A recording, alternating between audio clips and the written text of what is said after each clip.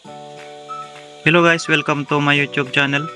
Sa video ito guys ay ipapakita ko sa inyo kung anong pinagkaiba ng old license saka new license. Punta tayo dito guys sa ating lumang lisensya. So sa kulay pa lang guys is makikita mo na parang may sky blue siya. And then ito guys sa bagong lisensya natin is parang pinkish na po siya guys. So kung mapapansin nyo guys, may takip. Tinakpan ko yung personal information natin for safety purposes. Ayan. At saka mapapansin nyo rin guys, dito sa lumang lisensya ay nakalagay yung professional driver's license. Nakalagay po dyan sa harap guys.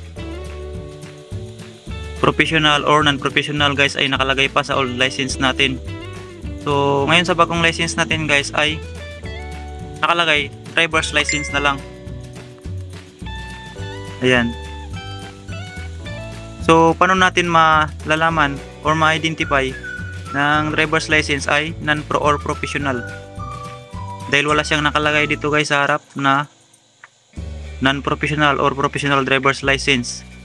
Hindi katulad ng ating lumang lisensya guys, may nakalagay agad. So, paano nga ba natin malalaman? So, simple lang guys. Baliktarin lang nito sa likod. Baliktarin nyo guys ang inyong bagong lisensya. Then dito guys sa pinakakanan, yung may logo ng kotse na yan, may mga nakalagay dyan. M1PL, M2PL, N1PL. So yan guys, ibig sabihin ay professional license yung PL. So ganun lang magtingin guys ng lisensya kung professional or non-professional. Kapag non-professional naman po, ang makikita nyo dyan ay NPL or NP.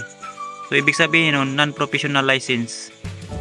So nakalagay dito guys sa akin PL kasi ang lisensya ko ay professional license. So ganun lang magtingin ng lisensya na para malaman mo guys kung professional or non-professional. Baliktarin nyo lang sa likod. Ayan.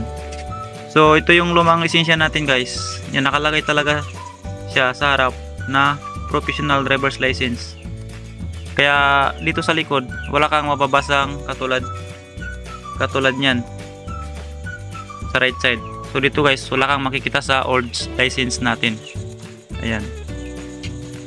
Mga restrictions lang saka conditions ang mababasa mo dito sa likod.